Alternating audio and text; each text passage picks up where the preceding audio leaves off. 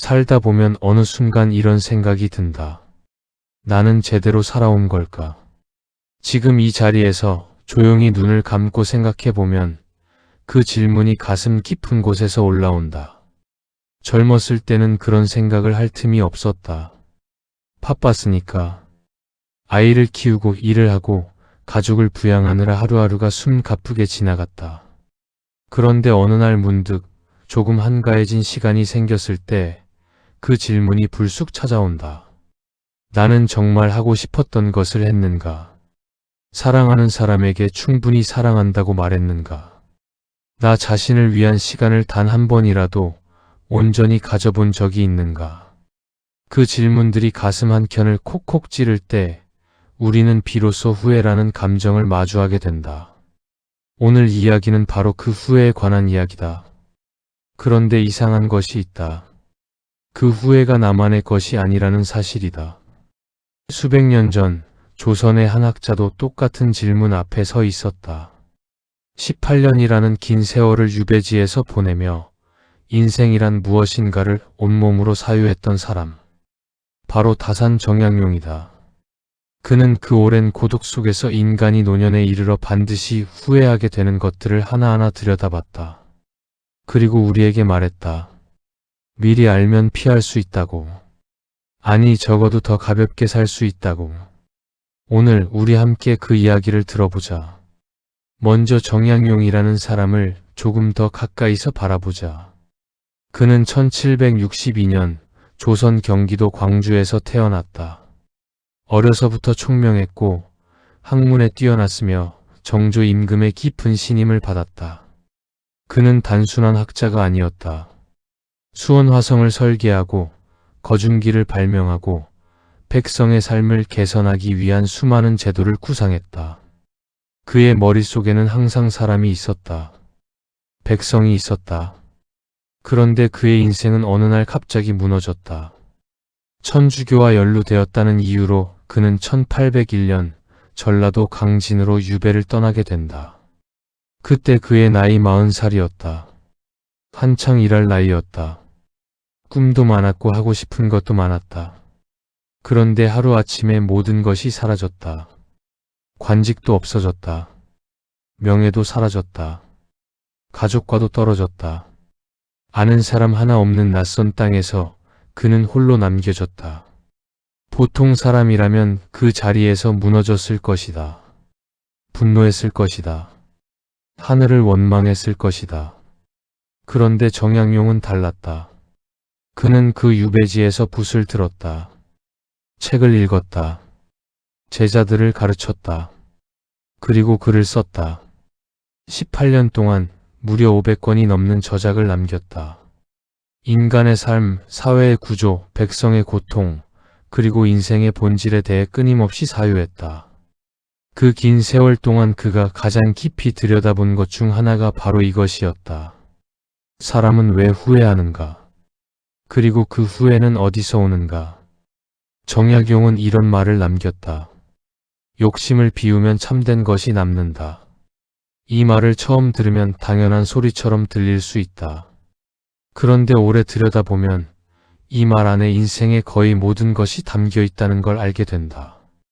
우리가 후회하는 것들은 대부분 어디서 오는가? 가만히 생각해보면 그것은 대부분 욕심과 관련이 있다. 더 가지려는 욕심, 더 인정받으려는 욕심, 더 오래 붙들고 있으려는 욕심. 그 욕심이 우리를 움직이게 했고 어떤 때는 앞으로 나아가게도 했다. 그런데 동시에 그 욕심이 우리를 지치게 하고 가장 소중한 것을 놓치게 했다. 정약용은 그것을 알았다. 유배지에서 모든 것을 빼앗긴 자리에서 그는 역설적으로 가장 본질적인 것을 보게 되었다. 그렇다면 노년에 반드시 후회하는 것은 무엇인가? 정약용의 사유와 수많은 사람들의 삶을 들여다보면 크게 세 가지가 떠오른다. 첫째는 관계에 대한 후회다. 둘째는 자신에 대한 후회다. 셋째는 시간에 대한 후회다. 이 세 가지를 하나씩 천천히 들여다보자. 첫 번째 후회, 관계에 대한 후회. 노년에 이르러 많은 사람들이 가장 먼저 후회하는 것은 사람이다. 더 따뜻하게 대할 걸, 더 많이 들어줄 걸, 더 솔직하게 말할 걸. 우리는 살면서 가장 가까운 사람들에게 가장 무뚝뚝하게 대한다. 이상하지 않은가? 사랑하는 사람일수록 더 많이 상처 주고, 더 많이 무시하고, 더 많이 소홀히 한다. 왜 그럴까? 아마도 어차피 내 사람이라고 생각하기 때문일 것이다. 아무리 그래도 떠나지 않겠지 라는 착각. 나중에 잘 해주면 되지 라는 미루기. 그런데 인생은 그렇게 넉넉하지 않다. 어느 날 갑자기 그 사람이 곁에 없어진다. 그때서야 우리는 알게 된다. 그 수많은 나중이 결국 오지 않았다는 것을. 정양용도 그 아픔을 알았다. 유배지에서 그는 가족과 떨어져 살아야 했다. 아내에게 자식들에게 편지를 썼다. 그 편지들 속에는 학문의 이야기만 있는 게 아니었다. 따뜻함이 있었다.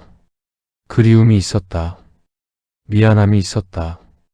가까이 있을 때는 미처 하지 못했던 말들이 멀어지고 나서야 비로소 입에서 나왔다.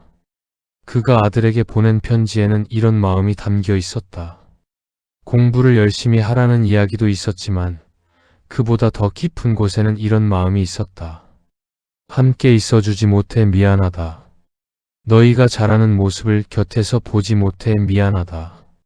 멀리 떨어져 있어야만 비로소 소중함이 보이는 것이 인간의 한계인지도 모른다. 그런데 우리는 꼭 멀어져야만 알아야 하는가? 지금 이 순간 옆에 있는 사람에게 조용히 말할 수 있다. 고마워요. 당신 덕분에 살았어요. 그 말 한마디가 수십 년의 후회를 막을 수 있다.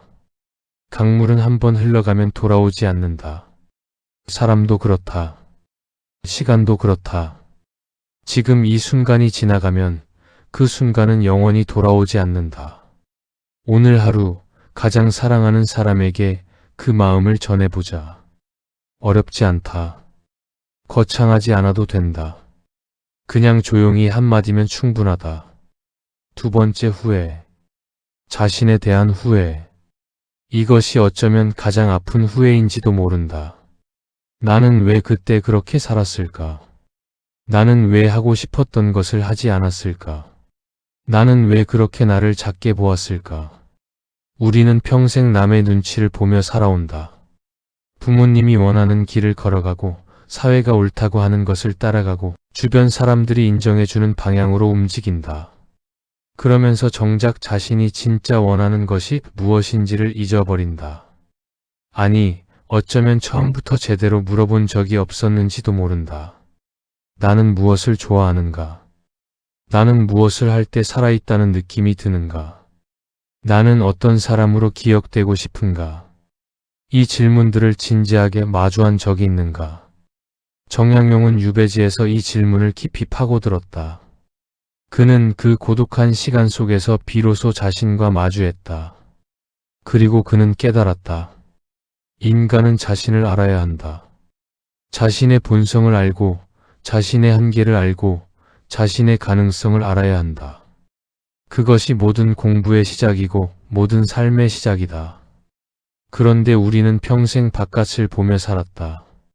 남들이 무엇을 하는지, 남들이 얼마나 가졌는지, 남들이 나를 어떻게 보는지. 그 시선 속에서 우리 자신은 점점 작아졌다. 씨앗을 생각해보자. 씨앗은 땅 속에 있을 때 아무도 보지 않는다. 아무것도 보이지 않는다. 그런데 그 보이지 않는 시간 동안 씨앗은 자라고 있다. 조용히 깊이 뿌리를 내리며 자라고 있다. 사람도 그렇다. 아무도 알아주지 않아도, 아무도 보지 않아도 스스로 자신을 키워나가는 시간이 필요하다. 그런데 우리는 그 시간을 너무 두려워했다. 혼자 있는 시간을 견디지 못했다. 아무도 알아주지 않는 상황을 참지 못했다. 그래서 우리는 끊임없이 인정을 구했다. 칭찬을 원했다. 누군가가 내 존재를 확인해 주기를 바랐다. 그 마음 충분히 이해한다. 인간이니까. 우리는 모두 그런 존재이니까. 그런데 정양용은 이렇게 말한다. 진짜 자신의 가치는 남이 만들어주는 것이 아니라고. 그것은 오직 자신 안에서 나온다고. 당신은 지금까지 얼마나 자신을 위해 살았는가? 얼마나 자신을 아껴주었는가?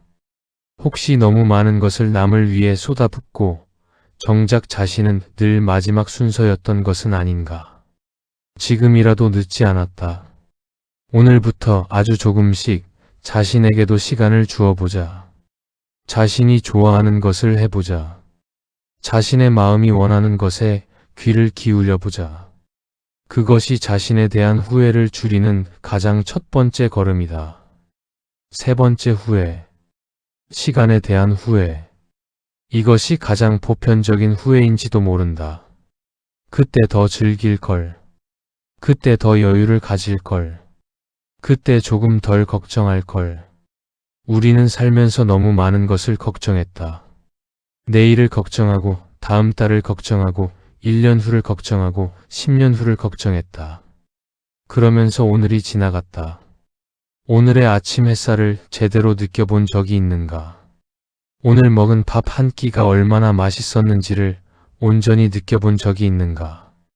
오늘 나를 스쳐간 바람의 온도를 기억하는가? 우리는 너무 빨리 달렸다. 멈추지 않았다. 쉬지 않았다. 왜 그랬을까? 멈추면 뒤처질 것 같았기 때문이다. 쉬면 무언가를 잃을 것 같았기 때문이다.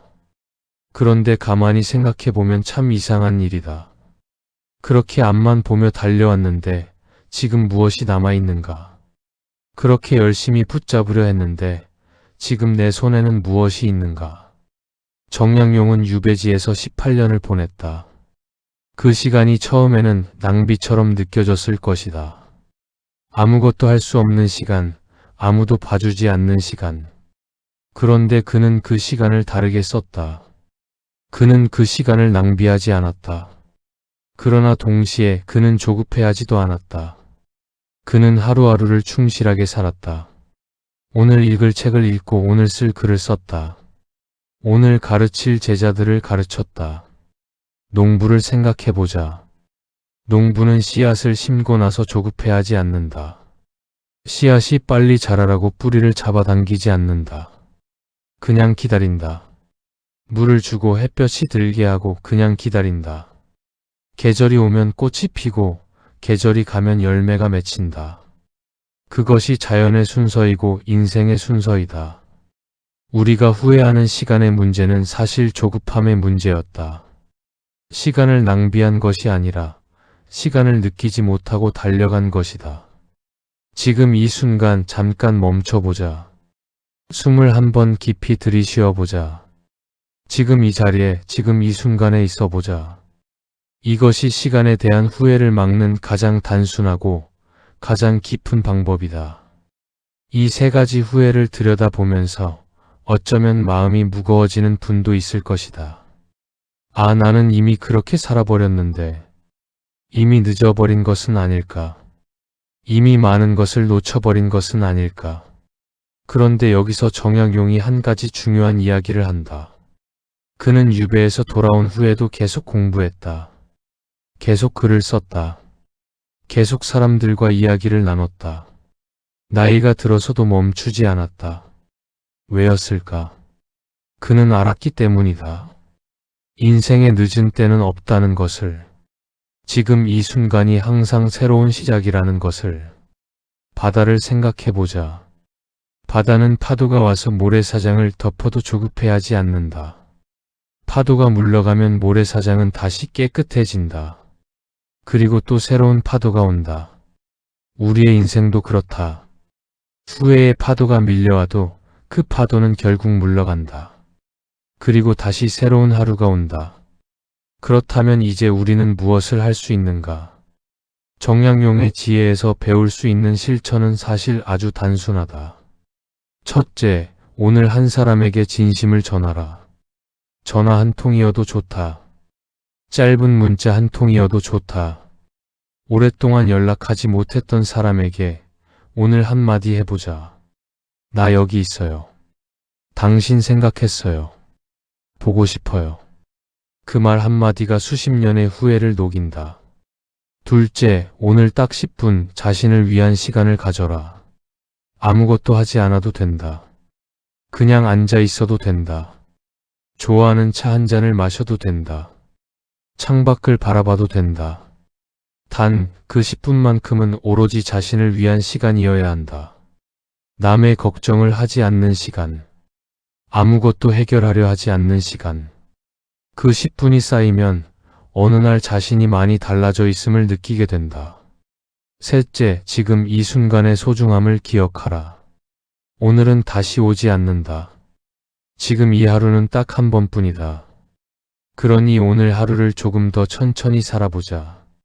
조금 더 온전히 느끼며 살아보자. 계절이 바뀌는 것을 느껴보자. 오늘 아침의 냄새를 맡아보자. 밥 한 숟가락의 따뜻함을 느껴보자. 그것이 인생의 후회를 줄이는 가장 깊고도 단순한 방법이다. 이제 마지막 이야기를 하려 한다. 노년은 무언가를 잃어가는 시간이 아니다. 많은 사람들이 나이가 든다는 것을 두려워한다. 건강이 약해지고 기억이 흐려지고 몸이 예전 같지 않으니까. 주변 사람들이 하나씩 떠나기도 하고 세상이 빠르게 바뀌어 따라가기 어렵다는 느낌도 든다. 그런데 정약용이 유배지에서 남긴 글들을 들여다보면 그 안에는 놀랍게도 고요함이 있다. 쓸쓸함도 있지만 동시에 깊은 평화가 있다. 그는 알았던 것이다. 나이가 든다는 것은 무언가를 잃는 것이 아니라 불필요한 것들이 빠져나가는 것이라는 것을. 그리고 그 빈자리에 진짜 소중한 것들이 선명하게 보이게 된다는 것을. 나무를 생각해보자. 가을이 되면 나무는 잎을 떨어뜨린다. 화려하던 여름의 모습이 사라진다. 그런데 그 앙상한 가지가 겨울 하늘 아래 서 있는 모습을 보면 이상하게도 아름다움이 느껴진다. 군더더기가 없어진 그 모습에서 오히려 나무의 진짜 형태가 보인다. 인생도 그렇다. 나이가 들어 많은 것이 빠져나갔을 때 비로소 진짜 자신이 보인다. 진짜 중요한 것이 보인다. 진짜 소중한 것이 보인다. 그것이 노년의 선물이다. 정약용은 그 선물을 유배지에서 먼저 받았다. 그래서 그는 그 긴 세월을 버틸 수 있었고 그 세월 속에서 오히려 더 깊어질 수 있었다. 당신은 지금까지 정말 많은 길을 걸어왔다. 생각해보면 쉬운 날이 하루도 없었다. 눈물도 있었고 억울함도 있었고 지치는 날도 있었다. 그런데도 포기하지 않았다. 그 자리를 지켰다. 그것이 이미 대단한 것이다. 아무나 할 수 있는 일이 아니다. 그 긴 세월을, 그 수많은 무게를 그렇게 견뎌왔다는 것이 이제는 조금 내려놓아도 된다. 더 이상 모든 것을 완벽하게 해야 한다는 압박을 내려놓아도 된다. 더 이상 모든 사람을 만족시켜야 한다는 짐을 내려놓아도 된다. 더 이상 세상의 속도에 맞춰 달려야 한다는 강박을 내려놓아도 된다. 지금의 당신으로 충분하다. 지금 이 자리에서, 지금 이 모습으로 당신은 이미 충분히 훌륭하다. 정약용이 우리에게 말하려 했던 것은 결국 이것이었는지도 모른다. 인생은 무언가를 이루는 것이 목표가 아니다. 인생은 온전히 살아내는 것이 목표다. 그리고 그 과정에서 느끼는 모든 것, 기쁨도 슬픔도 후회도 사랑도 그 전부가 인생이다. 후회가 있다는 것은 그만큼 열심히 살았다는 증거이기도 하다. 후회가 있다는 것은 그만큼 진심이었다는 증거이기도 하다. 이제 그 후회를 너무 무겁게 붙들고 있지 않아도 된다. 강물이 흘러가듯 그것도 천천히 흘려보내도 된다. 바람이 지나가면 나뭇잎이 흔들리지만 나무는 여전히 그 자리에 서 있다. 당신도 그렇다. 수많은 바람이 지나갔어도 당신은 여전히 여기 서 있다. 그것이 가장 중요한 것이다. 오늘의 이야기가 마음 한켠에 작은 위로가 되었으면 한다. 다산 정약용이 18년의 유배 속에서도 붓을 놓지 않았던 것처럼 우리도 오늘 하루를 조금 더 온전히 살아갈 수 있기를 바란다. 후회는 과거의 것이다. 그런데 지금 이 순간은 아직 우리의 것이다. 오늘 단 한 가지만 기억하자. 지금의 나로 충분하다. 이미 많은 길을 걸어왔다. 이제는 평온을 누려도 된다. 오늘 이 이야기가 도움이 되셨다면 구독과 좋아요 부탁드립니다. 여러분의 응원이 이 채널을 이어가는 힘이 됩니다. 다음 영상에서도 마음의 조용한 울림이 되는 이야기로 찾아오겠습니다. 감사합니다.